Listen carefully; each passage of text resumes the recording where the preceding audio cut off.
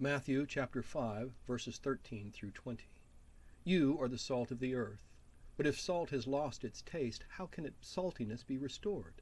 It is no longer good for anything, but is thrown out and trampled underfoot. You are the light of the world. A city built on a hill cannot be hid. No one, after lighting a lamp, puts it under the bushel basket, but on the lampstand, and it gives light to all in the house. In the same way, let your light shine before others, so that they may see your good works and give glory to your Father in heaven. Do not think that I have come to abolish the law or the prophets. I have come not to abolish, but to fulfill. For truly I tell you, until heaven and earth pass away, not one letter, not one stroke of a letter will pass from the law until all is accomplished. Therefore, whoever breaks one of the least of these commandments and teaches others to do the same will be called least in the kingdom of heaven. But whoever does them and teaches them will be called great in the kingdom of heaven. For I tell you, unless your righteousness exceeds that of the scribes and Pharisees, you will never enter the kingdom of heaven. I'm going to talk out of Matthew. For the next few months, if not 11 months, we're going to be talking out of Matthew. Matthew is our gospel reading for this lectionary cycle. And so we're going to be talking a lot out of Matthew. Today is the second installment of our Sermon on the Mount. It began last week with our Beatitudes, our blessings. And this week we pick up with, you are the light of the world. You are the light of the world. Now he's not talking to, now we need to be clear about this. We need to back up a little bit and look at Matthew. Matthew is not talking to a Gentile audience. This is shortly after the diaspora, shortly after the breakdown, and the Romans have driven a lot of the Jews out of Jerusalem. There's been a big kerfuffle going on there, and a lot of the Jewish Christians have fled. And Matthew is writing to one of those Jewish Christian churches that have developed. And he's writing to them to kind of explain to them who they are now. These are Jewish Christians. And so that's what Matthew is trying to help them understand.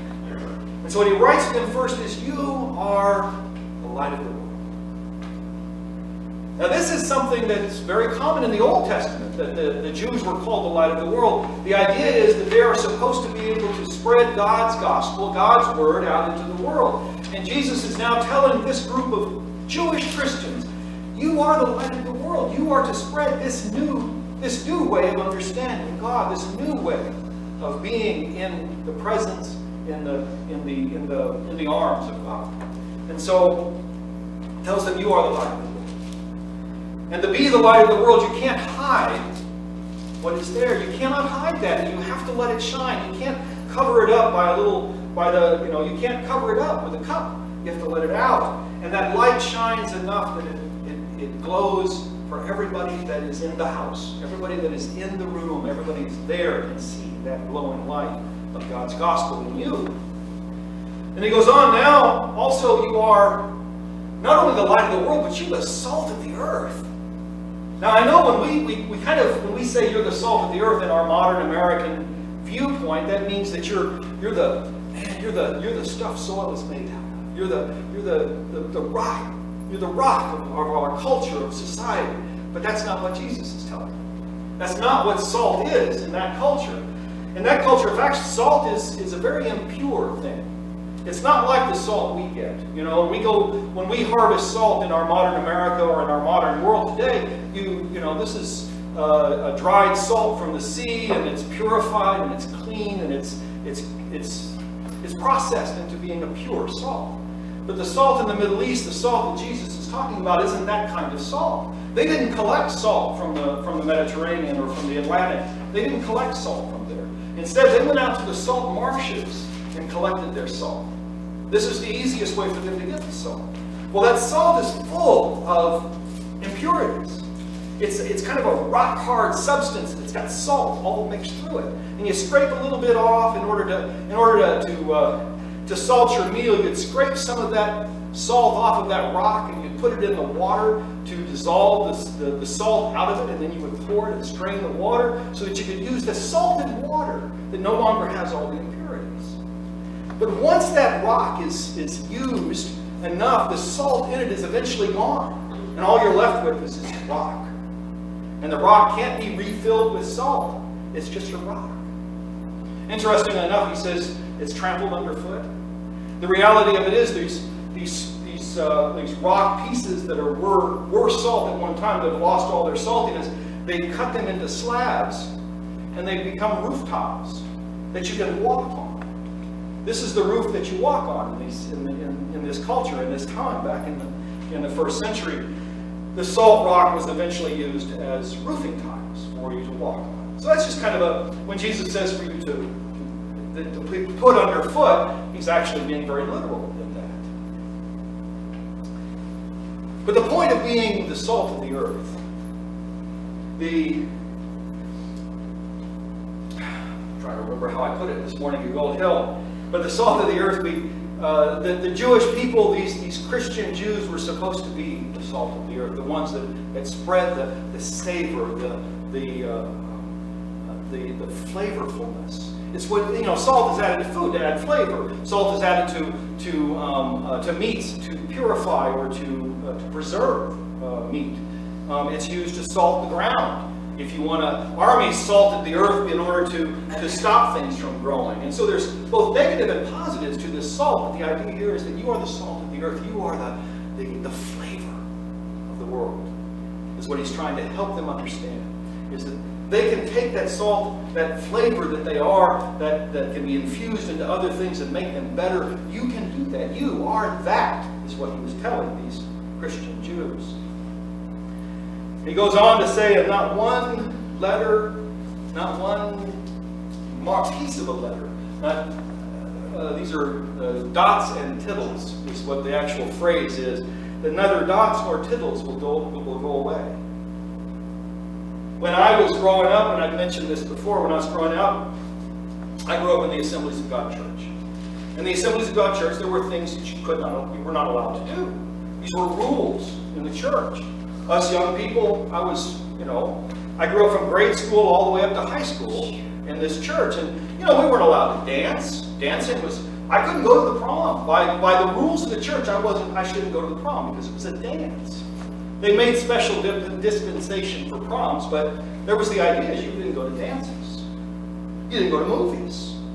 Movies could always lead you down the wrong path. These movies were... And nowadays, the Assemblies of God Church shows movies in their sanctuary. They sponsor dances now. That's the church I grew up in. They have moved beyond that. They have grown, matured. They've decided then that these things were not things that lead you to sin. Instead, they were stumbling blocks to put in front of you to make you fall.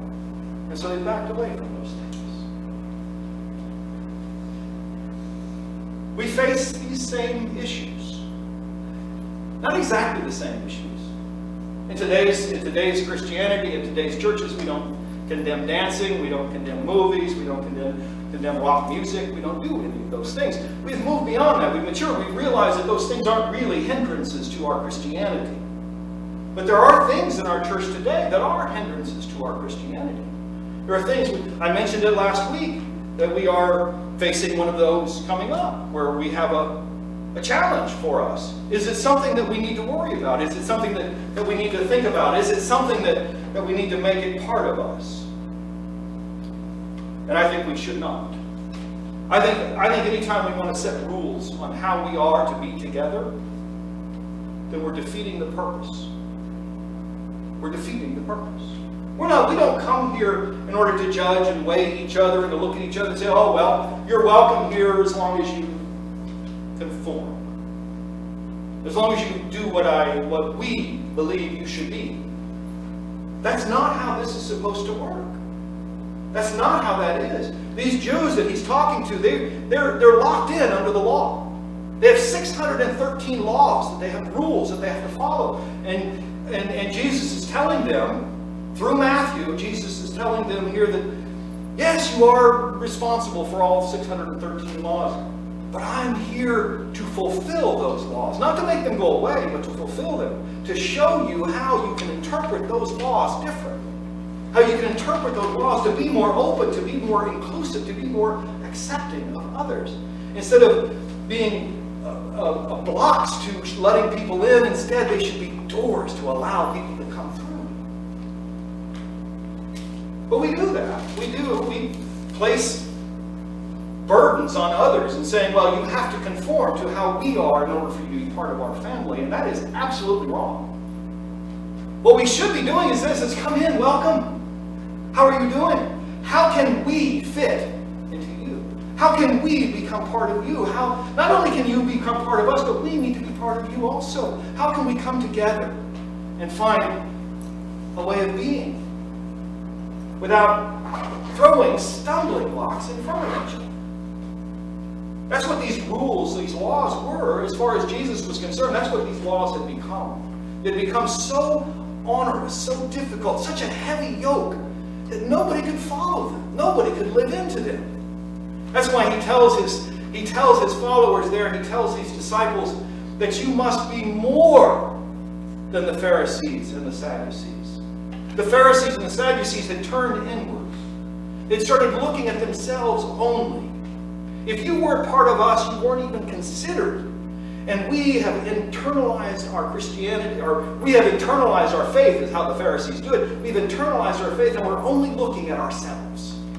And anybody that's outside of ourselves is not part of us. And they had turned their faith into an internal look instead of an external view. And I think that's what Jesus is telling them, is to put aside that closedness and open up and look at the world and accept the world as it is. When people come through this door, we have to accept them as they are and have them join us as they are. And we can't ask them to change. That's not our job. That's not our responsibility. That's God's. If there's something wrong with them, that's God's responsibility to take care of that, not ours. We accept as you are. That's how Christianity grows. And that's how it has not grown over the last 50 years. It's because over the last 50 years we've decided to set up, here is a rule, here is another thing, here's another a screen you have to pass through in order to get inside. And we need to get those away. We need to take them down, we need to pull them apart, we need to open the doors and say, come, please, come. You're accepted as you are. And we love you as you are. How can we help you? How can we be part of you? And that makes you part of us. That's how we should look.